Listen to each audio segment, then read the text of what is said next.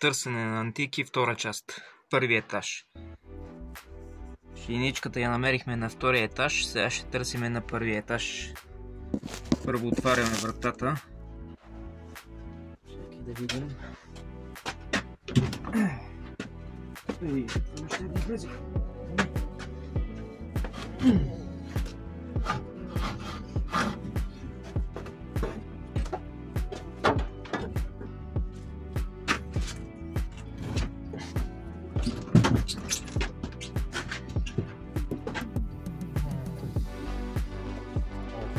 Интересно.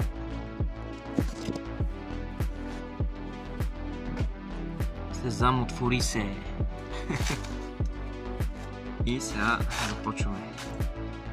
За разлика отгоре, тук има много материал, но повечето са пълни буклуци.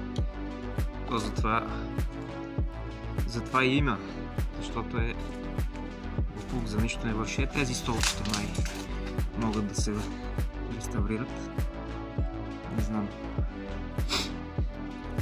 Не са лоши.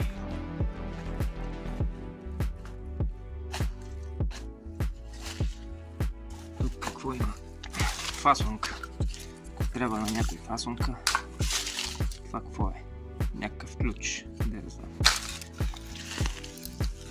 О, това е тежко. Някакъв двигател ли е, да го знам какво е. Куклон. Части от врава. О, тук има нещо по-добро. Мелничка. Ще я погледнем и нея. Ако мога да я оправя.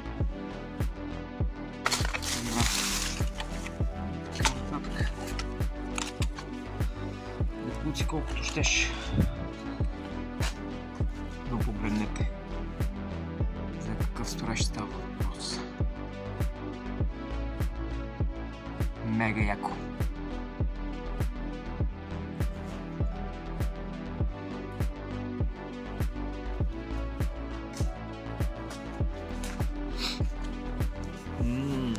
Това е по-любопитно.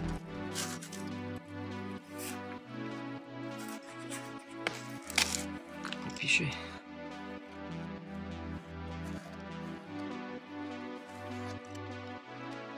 Това е ръчна машинка за ронене на царевица.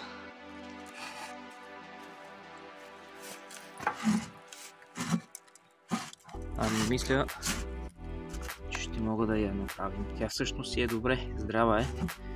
Трябва да се почисти, да се смаже, да се сложи една дръжка и ще стане добра. Ще върши работа. Някой направя лампачка. Голяма лампачка.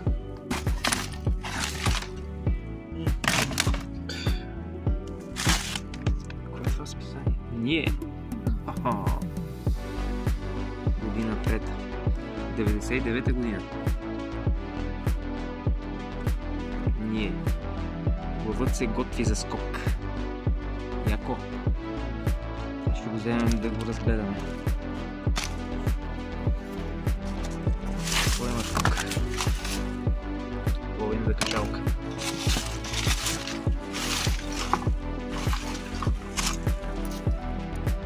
Това е от въздушен филтър най-вероятно.